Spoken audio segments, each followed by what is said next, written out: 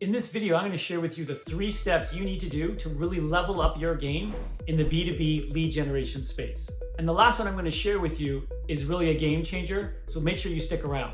And if you're enjoying this content, hit that subscribe button and also turn on your notifications. All right, let's go. Number 1, the first thing you need to do is you need to find and filter your exact ideal clients using LinkedIn's Sales Navigator. What is Sales Navigator? It's probably the best thing on the planet for actually finding your exact ideal clients. If you're just using LinkedIn to find your ideal clients, you're kind of blowing it, respectfully. Hope you don't mind me saying that. But you got to use Sales Navigator if you're serious about building your business and acquiring more new clients.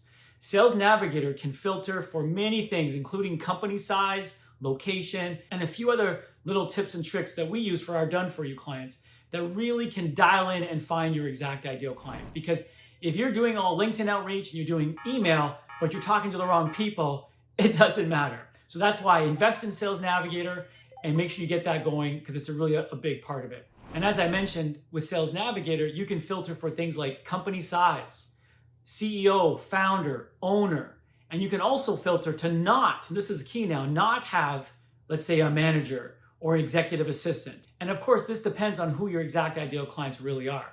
So that's what we use Sales Navigator for, to find our exact ideal clients. And I mean exact. Now with Sales Navigator, you can only have 2,500 people per list. That's a Sales Navigator thing. So how do you get around that? You create multiple lists. And what I like to do is I like to have one list. That list, let's say, for example, you're going after everyone in the United States and you'll filter them for CEOs and what have you. I like to have one list that actually labels all the American states. So California, New York, blah, blah, blah. And then my filtering, I might want to go after companies, say 11 to 50 employees or 51 to 200 employees. And then I might want to filter for CEO and or founder, etc. But I use that in my filtering so that each list is always just around 2,500 people. And Sales Navigator, once you've done these searches, will give you a list. If it says 2.5K, I get rid of one of the states. And it could be a small state like Rhode Island or Idaho, for example, where there's not a lot of the contacts that I want to work with in those states. I'll get rid of them from that search because I always want my search to be 2K plus, not 2.5K plus. Why is that? Because 2.5K plus might be 2,900 people, which means all 400 of those, the last 400 of those people are not going to be in that list, which means you're wasting it. And I take this very seriously, so I never want to waste leads. Okay, so that's how Sales Navigator works in a nutshell. Number 2, so now we have this great list. Let's say we just have one list of 2,500 people who are your exact ideal clients, who are going to probably be excited to work with you and also can easily afford you.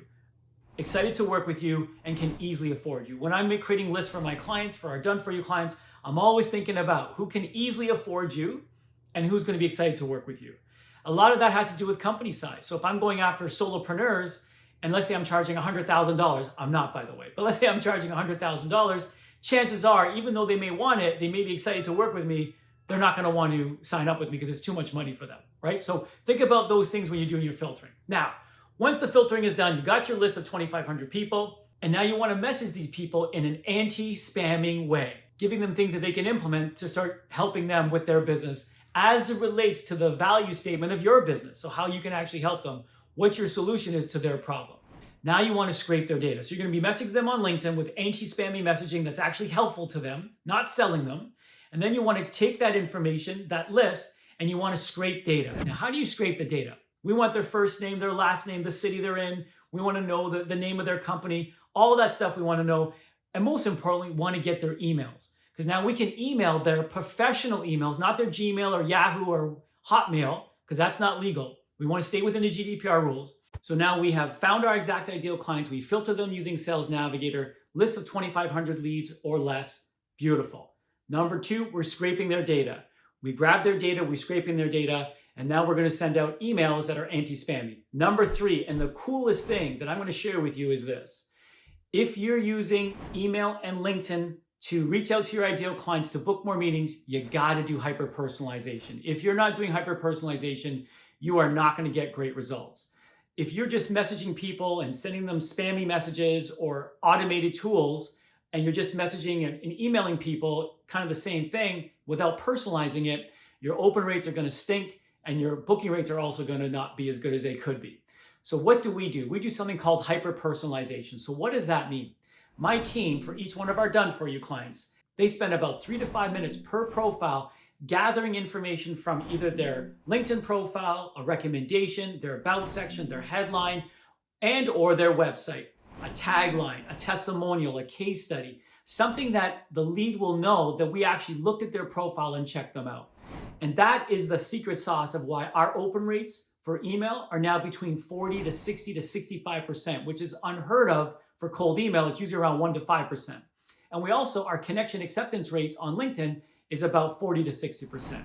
So those are the 3 things that you need to do. Again, if this is helpful, hit that subscribe button, turn on those notifications, and I'm going to be sharing more content about this, but those hyper-personalized messages is the key to getting more book meetings for your business. So I hope that helps. Now in the next video, I'm going to be sharing the exact steps that we use to have a 92% show rate for our sales calls, and also the strategy we use called the pre-sales call system, because we want everyone sold before they even get on the call with us. Let's go.